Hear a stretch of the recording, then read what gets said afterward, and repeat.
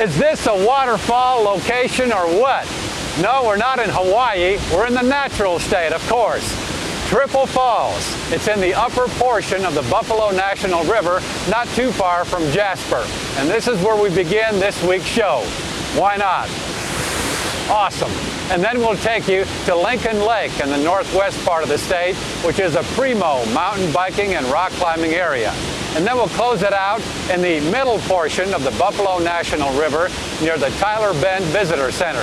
So now, let's explore Triple Falls.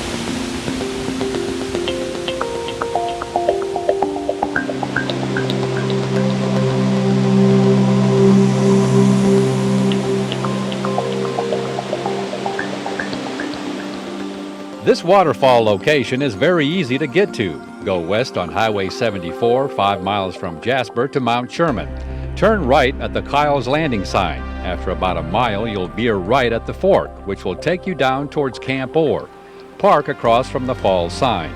The trailhead is located at the sign, which by the way says Twin Falls, and depending on what time of the year you make the hike and how soon after a rainfall, there may be only 2 waterfalls instead of 3.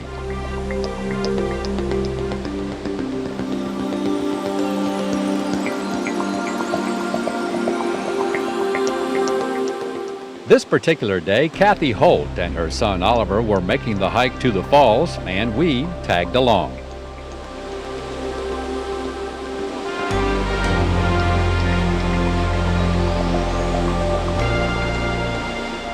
Along the 200 yards or so of this trail, wildflowers in the spring are everywhere, and the variety of them are countless.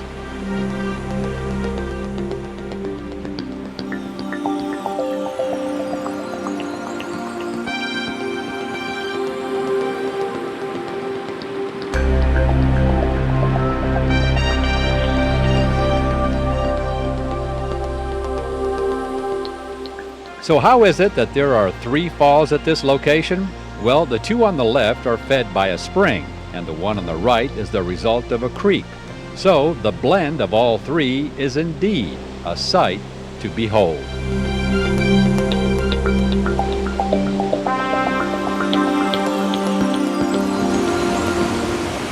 I think it's very impressive because not all waterfalls are 3. I mean, triple. This is wonderful. It's great. I mean, this is fun for kids and adults. I mean, it's just a great natural thing of our state.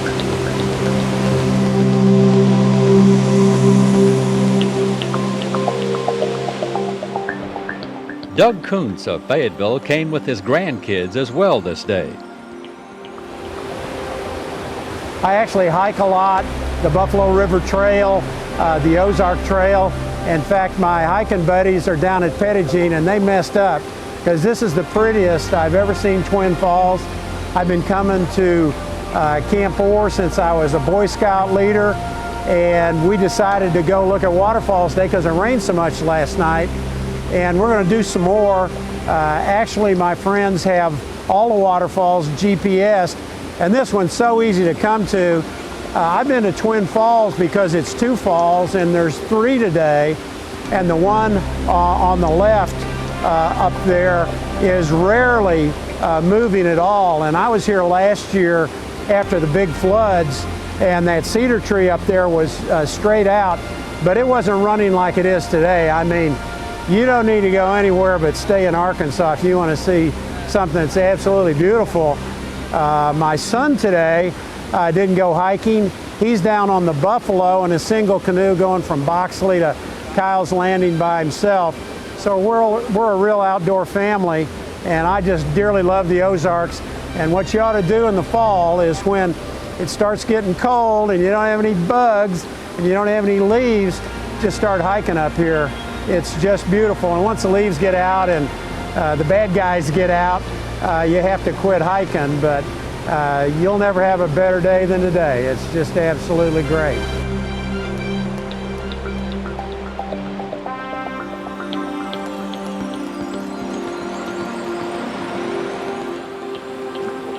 Yes, 11-year-old Oliver Holt just couldn't say enough about this falls area. I mean, it's just incredible, and how powerful this is. and it's just so wonderful and a beautiful sight. I think this is a great, beautiful sight for Arkansas.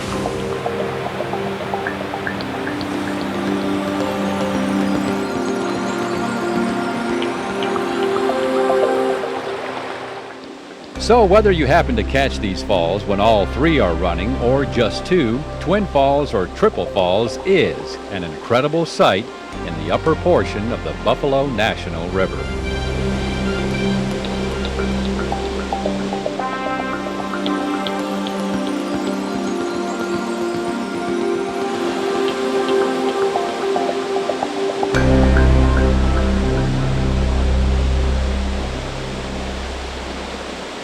There is one other thing, though, that we might need to mention, and that is the legend of the Buffalo Bigfoot, first supposedly spotted in this area during the 1850s. Real or just a legend?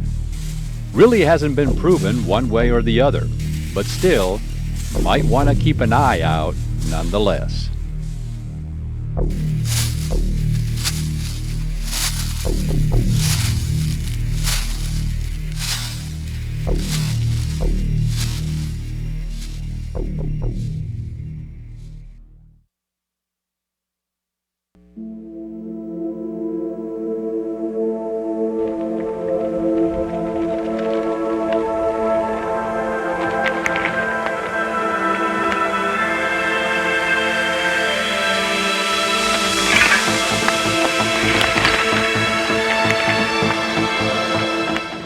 Lincoln Lake, west of Fayetteville. Plenty of opportunities here, from mountain biking to rock climbing, you name it. Let's go check it out.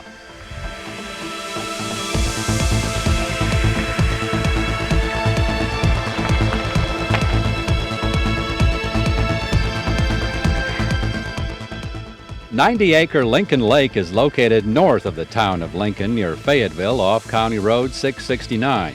This entire area is actually about 400 acres of picturesque bluffs and beautiful vistas, very similar to Devil's Den State Park, which is just south of here.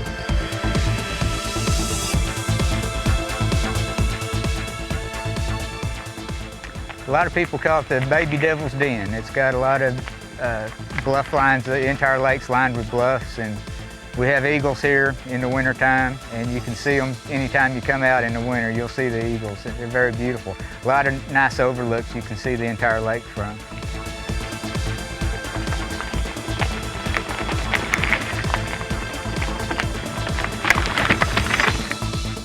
Lincoln Lake used to be the water supply for the city of Lincoln.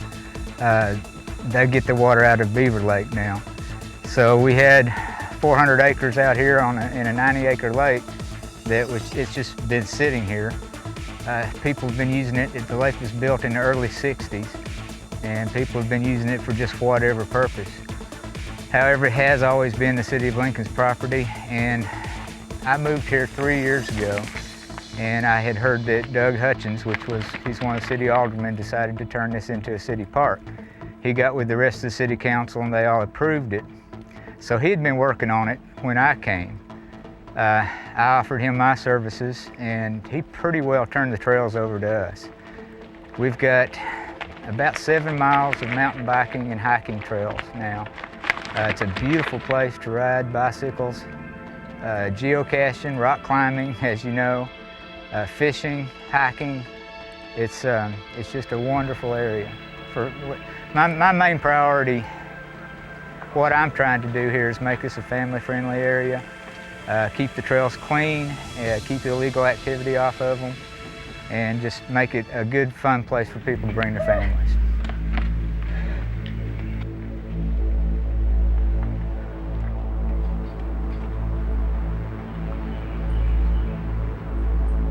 I actually started coming out to this lake about 17, 18 years ago, and it has awesome quality rock.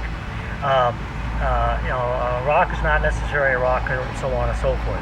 There is much different densities in sandstone and quality of climbing. The rock around this lake is a very high percentage of quality climbing, so it's ideal for the climbers.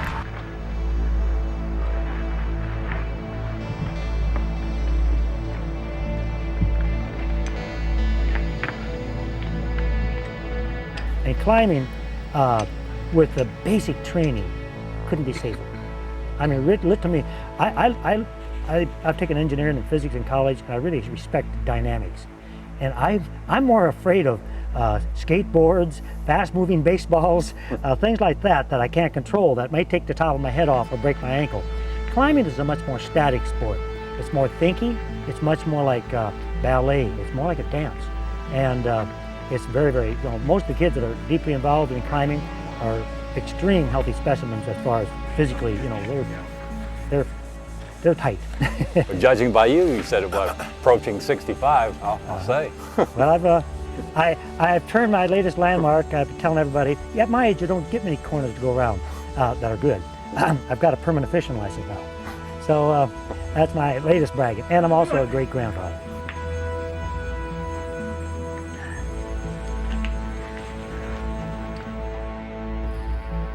Because of the variety of bluffs and the abundance of good climbing rock, Lincoln Lake has indeed become a popular destination point with area climbers.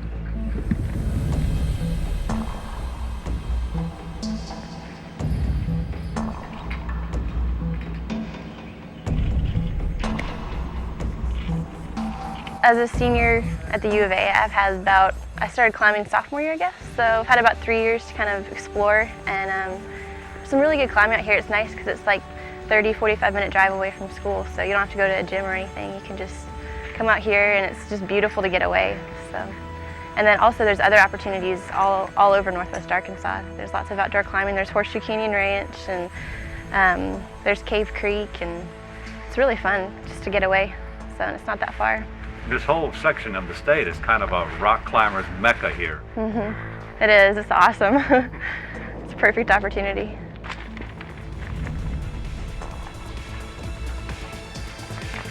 So grab your mountain bike and your climbing shoes and explore Lincoln Lake near Fayetteville.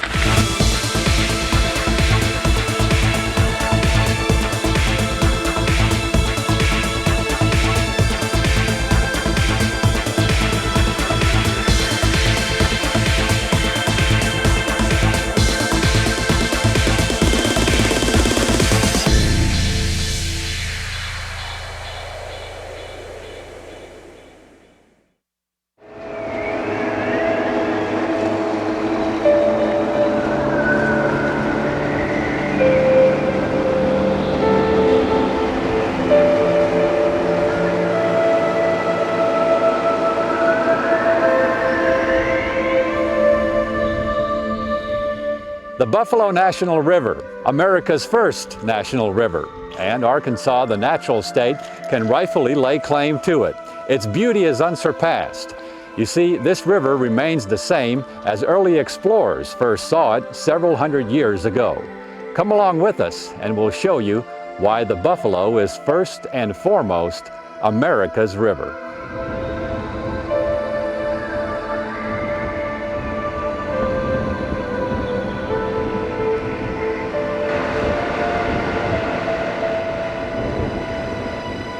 The Buffalo National River is 135 miles of pristine, protected paradise.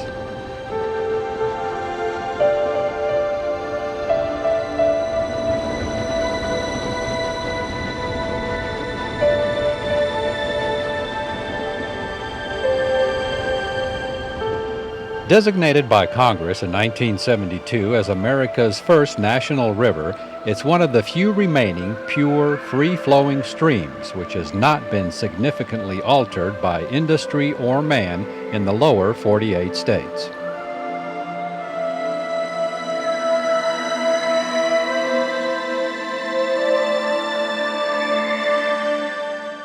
Many people played a role in saving this river. In the beginning, the late Dr. Neil Compton of Bentonville practically led a one-man crusade to keep it from being dammed up. Finally, it was Congressman John Paul Hammerschmidt of Harrison who introduced legislation to save the Buffalo as a free-flowing stream.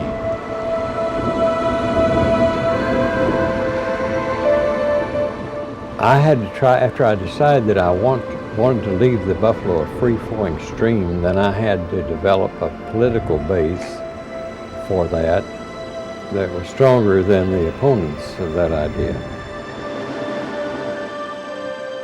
I think it's been a great thing, and even today, people that were strongly opposed, now that they've been relocated and reestablished their lives, I think they too think it was probably a good thing.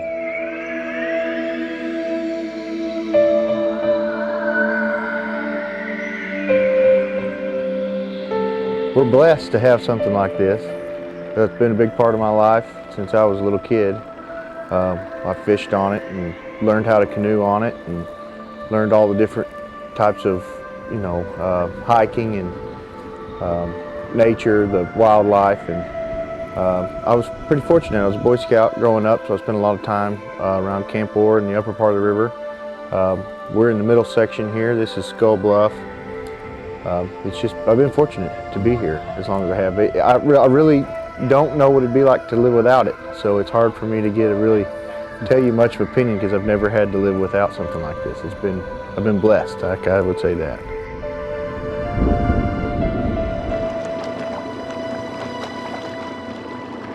To really experience this river, you gotta float it, either by john boat, canoe, kayak, raft, or whatever. Just float it, because only then will you truly become a part of it.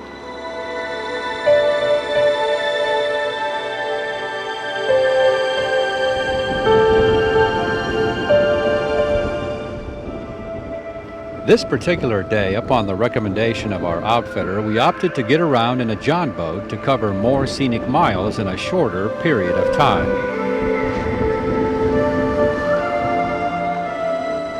This is the way to do it if you just want to sightsee and check everything out, just to get in a boat and run upstream when the river's good. By canoe, I think from Mount Hersey to Woolham, it's about 9 miles. It's a fair day. It's a long shuttle is what the biggest part is. It just takes a while to get from one access area to the next because they're so remote. But that's what makes it so pretty, is that it's the most remote part of Arkansas. And if time really isn't of any great concern, you can do the full-blown river journey of 10 days or more. We do get a few avid adventurers that like to go and do the whole river. We get a few a year, but we don't have as many as we used to get. It seems like most people are day floaters and hikers. A lot of people have started coming up to hike, and kayaking has gotten real popular too on the Buffalo. It seems that people can cover a lot more mileage in a kayak than they can in a canoe, so people are more interested in trying to see as much of the river as they can at one point in time, so they like to come up and get in the kayaks and take a longer stroll and really enjoy the serenity, because you can get away from the crowd in a kayak, because you can do such longer stretches that you can get what feels like the river almost to yourself.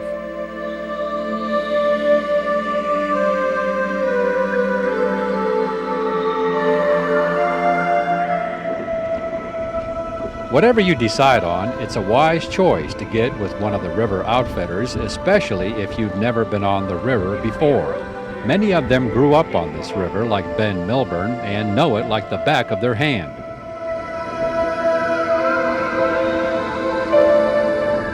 I get asked a lot of questions about which part of the river is the most beautiful section of the river. I have to tell everybody that there's not one section any prettier than the rest. It's all beautiful, so it's tough to it's tough to say which is what's better than the next, because it's all pretty good.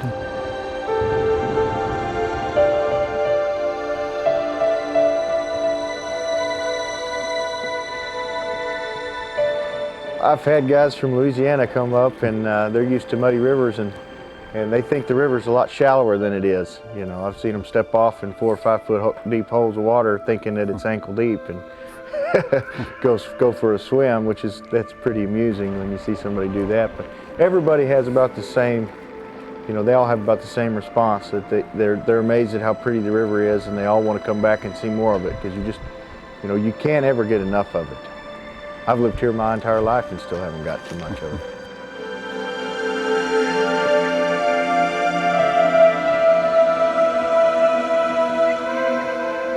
But the river is only the beginning of what the entire Buffalo National River area is all about. This river has provided for the livelihood of many previous generations, and the only way you can appreciate that aspect is to visit one of the restored homesteads along the Buffalo, such as the Collier homestead near the Tyler Bend Visitor Center in the middle portion.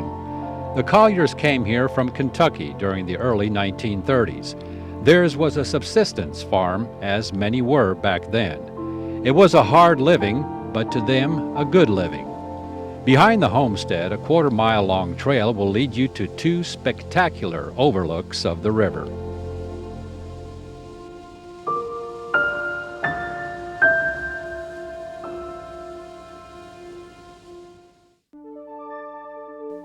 In the upper portion near Ponca, you can explore Lost Valley, which is more of a ravine or gorge. First photographed by a National Geographic photographer in 1945, this area became known after that as Lost Valley. This easy to moderate 1 mile hike will take you along towering cliffs and several waterfalls, with Eden Falls being the most impressive.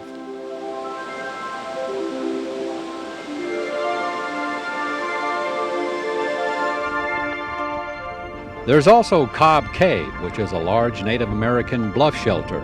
And at the end of the trail, there's another smaller cave you can explore with an underground waterfall. Just be sure and bring along at least 2 light sources. Also in the Ponca area along Boxley Valley, you can see all the Rocky Mountain elk that were brought into the state during the 1980s. Eastern elk were native to the Buffalo River area, but vanished by the 1840s and are now extinct.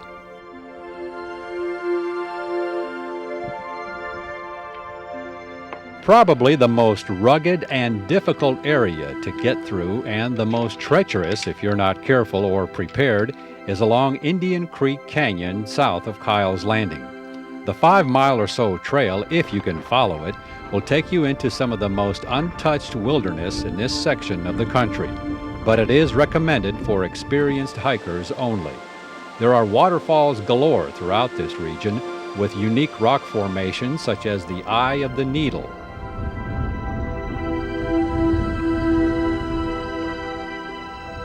Along the lower portion of the river, you can visit the old zinc mining town of Rush, or what's left of it. It now remains as the only ghost town in the nation that's protected by the federal government.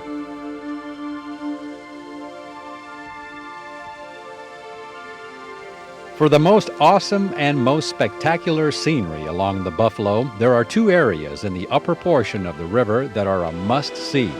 First, Hemden Hollow Falls. At 220 feet, it's actually the tallest waterfall in mid-America between the Rockies and the Appalachians.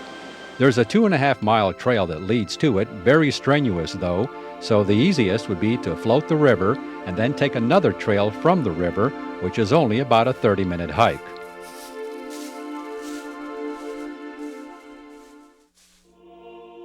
And finally, we come to the Goat Trail along 500-foot-tall Big Bluff.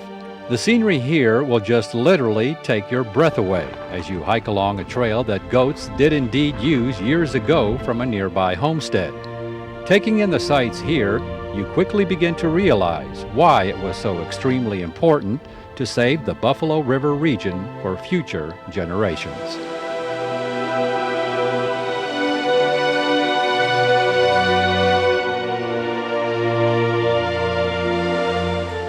It really is a treasure of America. It is. It is. Everybody should come see it at least once.